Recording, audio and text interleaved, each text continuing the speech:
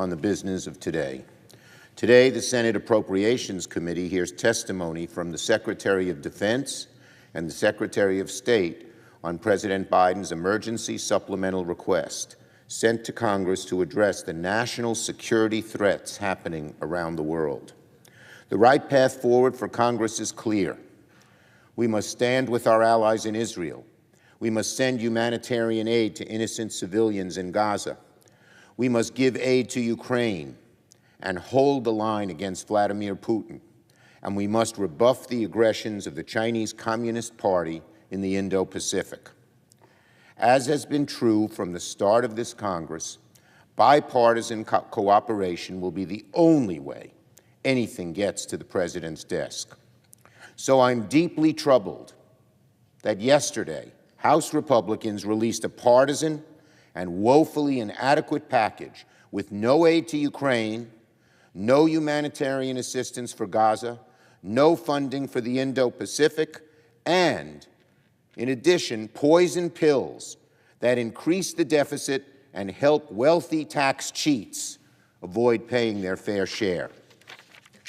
The House GOP bill is woefully inadequate and has the hard right's fingerprints all over it.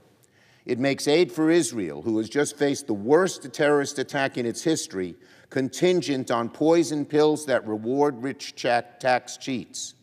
In short, it makes it much, much harder to pass aid for Israel. It's insulting that the hard right is openly trying to exploit the crisis in Israel to try and reward the ultra-rich.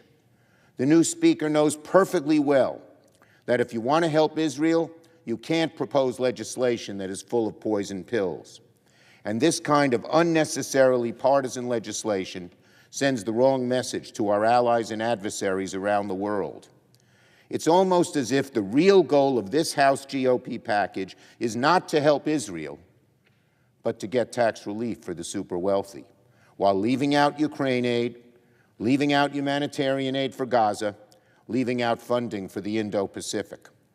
Instead of advancing a serious proposal to defend Israel, defend Ukraine, and provide humanitarian aid, this House GOP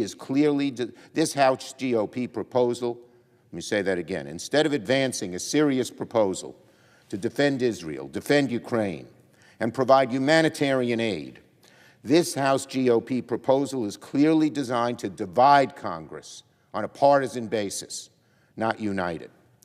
The Speaker's allies have said as much to the press. I hope the new Speaker realizes that this is a grave mistake and quickly changes course. To protect Americans against any one of these foreign threats, we must protect against them all. Because you can be sure that President Xi will watch what America does in Ukraine just as much as they watch what we do in Israel, in the Indo-Pacific, and everywhere else. And the last thing Republicans in Congress should be doing is exploiting the crisis in Israel to sneak a highly partisan provision that caters to the ultra-rich, as the GOP package blatantly does. As I mentioned, when I spoke to Speaker Johnson the night of his election, the only way we will get anything done is in a bipartisan way. Unfortunately, in his first major decision as Speaker, Speaker Johnson has ignored that advice.